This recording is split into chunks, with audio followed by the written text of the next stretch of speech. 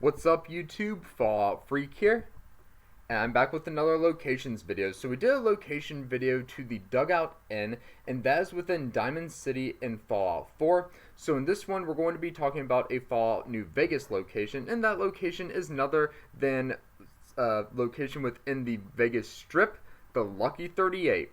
So without further ado, let's go ahead and talk a little bit about the Lucky 38.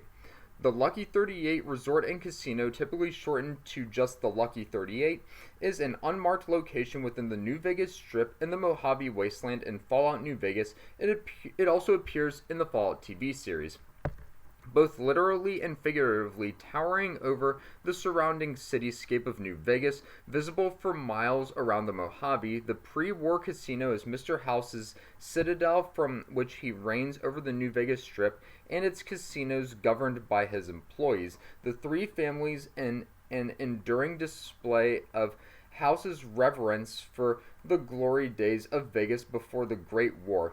Despite its larger-than-life profile, the Lucky 38 has been closed to the public since even before the bombs, with not one person setting foot inside its doors in the last 200 years.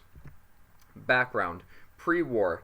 The most prominent element of the Vegas skyline having been built as early as 2024, the Lucky 38 is a pre-war resort and casino and an enduring monument to the glory days of Las Vegas. It was privately acquired by Robert House sometime prior to 2077, after which he turned it into his personal residence overlooking his home city. On July 13, 2072, the Lucky 38 was reportedly involved in the aftermath of a mob shootout that took place in the nearby Ultralux casino. One of the alleged perpetrators of a recent heist took refuge in the casino with the stolen money and was able to escape her room within the Lucky 38 through a window. Aside from the establishment's colorful past, other developments were occurring in the years leading up to the Great War. House spent a fortune and then some thoroughly modifying the building in preparation for the upcoming apocalypse predicted by his calculations. Long-range laser cannons and networked mainframes were installed in the tower to defend against nuclear warheads. A massive underground storage facility for his army of Securitrons was built into the foundation. During this period, at some point in the 2070s, House hosted a defense contractors summit at the Lucky 38, which would include attendees from Robco, Vault Tech, West Tech, and Big MT. House arranged for this to be the time at which he would be paid by Vault Tech executive Barb Howard with a cold fusion diode, which he would use to power his projects to preserve Las Vegas from the coming atomic bombs. During this, he invited Hollywood actor Cooper Howard to his penthouse to discuss the strange anomalies in House's mathematic algorithms predicting nuclear destruction that related to Cooper and the Howard family. However, House ended up never receiving the diode, as Cooper's interference predicated on the belief that House would be giving Vault Tech the bombs they would use to start nuclear war, resulted in the diode being given to the US president, who was visiting Las Vegas at the time in secret. The greatest marvel was the reason behind Mr. House's withdrawal from society. An antechamber was created above the penthouse, intended to serve as both command center and life support chamber, as House hid his real flesh and blood body inside, wiring his mind directly into the Lucky 38's computer systems and the Securitron network at the cost of being permanently sealed inside the chamber. Despite all his preparations, House made a crucial error in miscalculating the bomb's arrival by 20 hours.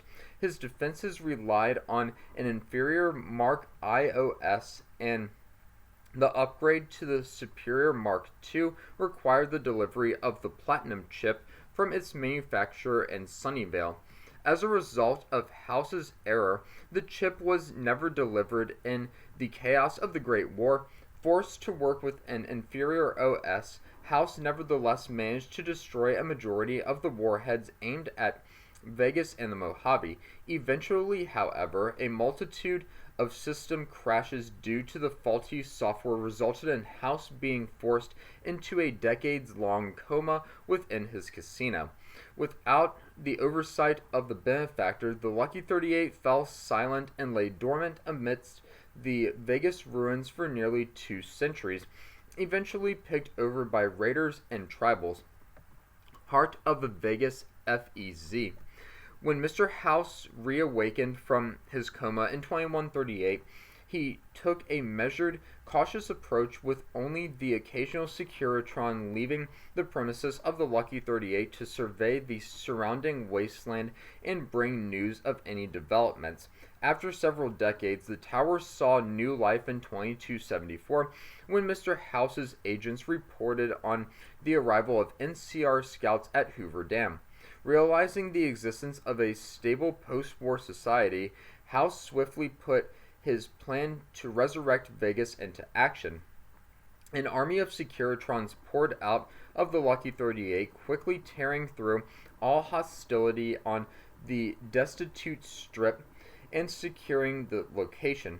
Rather than wipe them all out, Mr. House negotiated with the 3 largest tribes, making them offers of a life of luxury in his city of New Vegas in return for their allegiance and assistance in renovating the city ahead of the arrival of the NCR.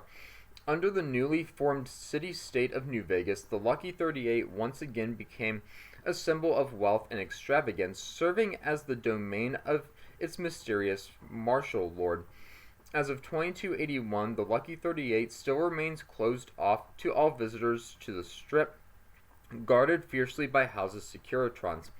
Desolation. As of 2296, the strip has been rendered desolate under currently unclear circumstances. According to Freeside resident Shotgun Jeff, the city had changed hands several times between the NCR and Legion after the Second Battle of Hoover Dam, with Securitrons also briefly reasserting control, but by 2296 it was effectively an anarchy. Its casinos had suffered damage though they remained structurally intact, and power was still being sent to the strip. Parts of the strip had been irradiated, and the strip had been abandoned due to a pack of Deathclaws from Quarry Junction having moved in, nesting inside the casinos and on the streets. According to Robert House, the Deathclaws were set upon the city by the Enclave. So that is a little bit, or a lot of bit, about the Lucky 38. Let me go ahead and play you a quote from Cass, so hopefully my internet cooperates with me this time. Here we go.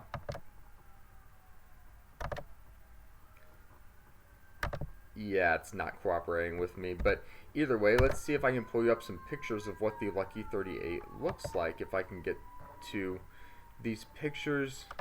My guess leads to a big cash out at some casino. And if the 38 on it is any indication, looks like it's well, that Lucky big tower 38 that you it can is. see for miles and miles in the wasteland, like I mentioned in the article about the... Oh, here we go. My internet's cooperating with me finally. Now let me get to my desktop after I just expanded it. And this is what the Lucky 38 looks like in the Season 2 Fallout TV series. This is the TV series version of the Lucky 38.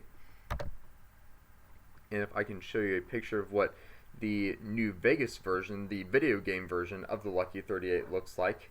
But regardless, I just showed you a picture of what the Lucky 38 looks like from the TV series. So I'm just going to end the video right there. You guys saw it already. Hit me up in the comment section below. Please let me know what you think about the Lucky 38. Me personally, I thoroughly enjoy it, and I really enjoy doing House's quests by going into the Lucky 38 and getting his quests and then reporting back after successfully completing those quests. But until my next locations video on my Fallout Freak channel and Fallout Freak channel video in general, you must always remember that war never changes.